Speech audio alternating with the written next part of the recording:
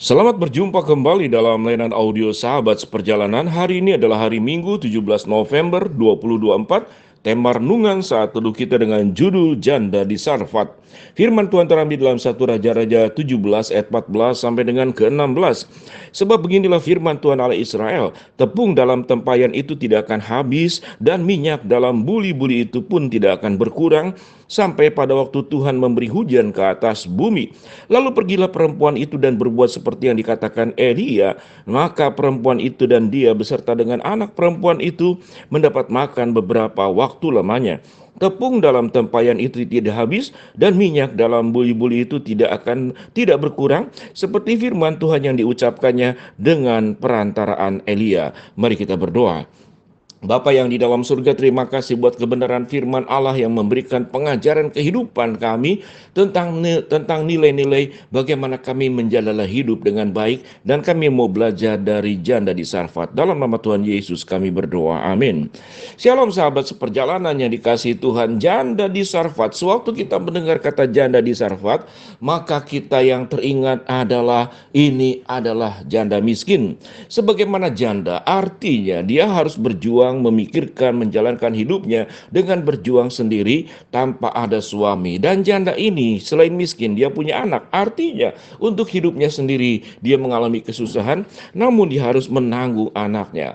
Di tengah-tengah kondisi orang dalam kondisi miskin seperti janda di Sarfat, maka yang ada dalam pikiran kita, yang bersangkutan adalah mendapatkan bantuan dari orang lain karena dia janda. Yang kedua, dia miskin. Yang ketiga, dia punya tanggungan anak, maka siogianya dia mendapatkan bantuan.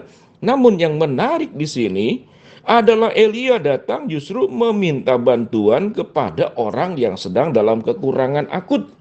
Kalau boleh dikatakan, janda di Sarfat ini adalah miskin akut, miskin permanen, miskin benar-benar dalam kondisi yang tidak memungkinkan.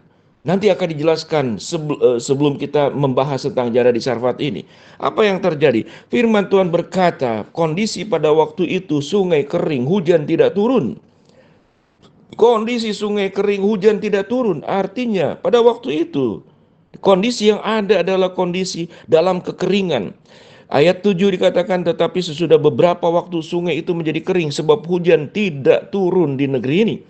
Maka datanglah firman Tuhan kepada Elia, bersiaplah pergi ke Sarfat yang termasuk wilayah Sidon, dan diamlah di sana. Ketahuilah, aku akan memerintahkan seorang janda untuk memberi engkau makan. Sesudah itu ia bersiap lalu pergi ke Sarfat. Setelah ia sampai ke pintu gerbang kota itu, tampaklah di sana seorang janda sedang mengumpulkan kayu api. Ia berseru kepada perempuan itu, katanya, cobalah ambil bagiku sedikit air dalam kendi supaya aku minum. Ketika perempuan itu pergi dan mengambilnya, ia berseru lagi, cobalah ambil juga bagiku sepotong roti. Perempuan itu menjawab, demi Tuhan Allahmu yang hidup, sesungguhnya tidak ada roti padaku sedikit pun, kecuali segenggam tepung dalam tempayan dan sedikit minyak dalam buli-buli. Dan sekarang aku akan mengumpulkan 2-3 potong kayu api. Kemudian aku akan pulang mengolahnya bagiku dan bagi anakku. Dan setelah itu kami akan memakannya, maka kami akan mati. Tetapi Elia berkata kepadanya, janganlah takut, pulanglah, buatlah seperti yang kau katakan, tetapi buatlah lebih dahulu bagiku sepotong roti bundar kecil daripadanya, dan bawalah kepadaku, kemudian barulah berbuat bagimu dan bagi anakmu. Sebab beginilah firman Tuhan Allah Israel, tepung dalam tempayan itu tidak akan habis, dan minyak dalam buli-buli itu pun tidak akan berkurang, sampai pada waktu Tuhan memberi hujan ke atas muka bumi. Maka pergilah perempuan itu dan berbuat seperti yang dikatakannya Elia. Maka perempuan itu dan dia, anaknya perempuannya, mendapat makan beberapa waktu lamanya. Tepung dalam tempayan itu tidak habis, dan minyak dalam buli-buli itu tidak berkurang, seperti firman Tuhan yang diucapkannya dengan perantaraan Elia. Itulah firman Tuhan. Kita melihat sebuah pemandangan, kalau kita tidak melihat secara utuh, maka kita menganggap bahwa Elia ini adalah pribadi yang sangat egois. Bagaimana mungkin meminta kepada janda yang artinya, kalau aku sudah mengolahnya, aku makannya, engkau memakan yang aku masak juga, maka sesungguhnya sesudah makan aku akan mati. Artinya Kondisinya sedemikian parah, kondisinya sedemikian sulit. Kita melihat dua-duanya belajar untuk taat kepada Tuhan.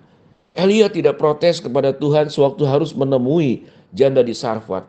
Engkau harus pergi ke sana di daerah Sidon, firman Tuhan berkata, dan engkau akan mendapat makan. Dalam ketidakmengertian dan tidak berdebat dengan Allah, dia menjalankan perintah itu. Demikian juga janda di Sarfat, dia mengatakan, demi Allah, Tuhanmu yang engkau percaya, aku akan melakukan apa yang engkau minta dari 2-3 potong kayu api. Dan aku hanya ada dikatakan sedikit minyak dan sedikit tepung. Aku akan mengolahnya, memberi makan kepada engkau. Di sanalah ada sebuah ketaatan dari dua belah pihak. Elia taat melakukan apa yang firman Tuhan katakan. Janda di Sarfat pun taat karena tahu yang hadir itu adalah nabi yang dipilih oleh Allah. Akan mengucapkan kata-kata yang Tuhan sampaikan kepada yang bersangkutan. Di dalam kemiskinannya, di dalam kekurangannya, janda di Sarfat tidak lagi memikirkan tentang kekurangan dirinya. Dia melakukannya semuanya itu. Setelah itu barulah janji Tuhan dikatakan kepada janda di Sarfat ini. Apa yang dikatakan? Sebab beginilah firman Tuhan Allah Israel. Tepung dalam tempayan itu tidak akan habis dan minyak dalam buli-buli itu pun tidak akan berkurang sampai pada waktu Tuhan memberi hujan ke atas bumi. Lalu pergilah perempuan itu dan berbuat seperti yang dikatakan Elia. Maka perempuan itu dan dia serta anaknya mendapat makan beberapa waktu lamanya. Tepung dalam tempayan itu tidak habis dan minyak dalam buli-buli itu tidak berkurang. Seperti firman Tuhan yang diucapkannya dengan perantaran Elia. Pelajaran apa yang kita dapatkan dari renungan ini? Pada saat kita mengalami kondisi yang sangat sulit, kondisi yang tidak memungkinkan, seringkali bahwa pemikiran kita lah yang berkembang, dan kita bukan bertanya apa kehendak Tuhan di atas segala sesuatunya.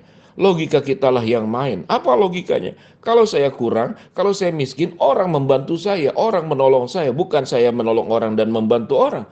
Apa yang harus saya tolong? Kalau aku dalam kondisi miskin dan permanen, akut, disinilah berbicara tentang ketaatan. Tuhan tidak akan membiarkan setiap kita masing-masing berjalan dalam kekurangan. Tuhan tidak akan biarkan kita menghadapi bahaya. Tuhan tidak akan izinkan kita mengalami kematian. Tuhan tidak akan izinkan mengalami kemiskinan kalau tidak ada dalam kehendaknya. Ada satu perkara selain kita dicukupkan oleh Allah, dijaga dan disertai oleh Allah, yang perlu kita imani, yang kita perlu percayai. Tetapi janji Tuhan itu, apakah kita mempercayainya? Tanpa kemudian bersih tegang, tanpa kita berdebat, tanpa kemudian mempertanyakan Tuhan, tanpa kemudian menebat Tuhan, apalagi menyalahkan Tuhan. Setiap problem dalam kehidupan, Tuhan tidak menutup mata. Setiap beban hidup, persoalan yang kita hadapi, Tuhan tidak lepas tangan. Tuhan melihat segala permasalahan hidup kita, dan Tuhan akan turun tangan dengan cara dan waktunya, yang menjadi sebuah pertanyaan, apakah kita beriman akan jalan dan kehendak Tuhan, taat kepada Tuhan, melakukan apa yang diperintahkannya, dan Tuhan akan menyatakan mujizat demi mujizat di atas kehidupan yang kita jalani. Biarlah kita menjadi seorang seperti janda di Sarfat, mentaati Tuhan, dan menjadi seperti Elia yang juga mentaati Tuhan. Kesimpulannya, taatlah kepada Tuhan, engkau akan mengalami banyak perkara yang indah. Mari kita berdoa. Bapa dalam surga, hamba berdoa buat sahabat seperjalanan yang sakit, Tuhan jamah sembuhkan. Sahabat seperjalanan yang sedang menghadapi masalah, Tuhan bukakan jalan. Sahabat seperjalanan yang sedang berdoa mengharapkan sesuatu, Tuhan kabulkan dengan cara dan waktu Tuhan yang terbaik. Dalam nama Tuhan Yesus kami berdoa. Shalom, Tuhan memberkati kita semua. Amin.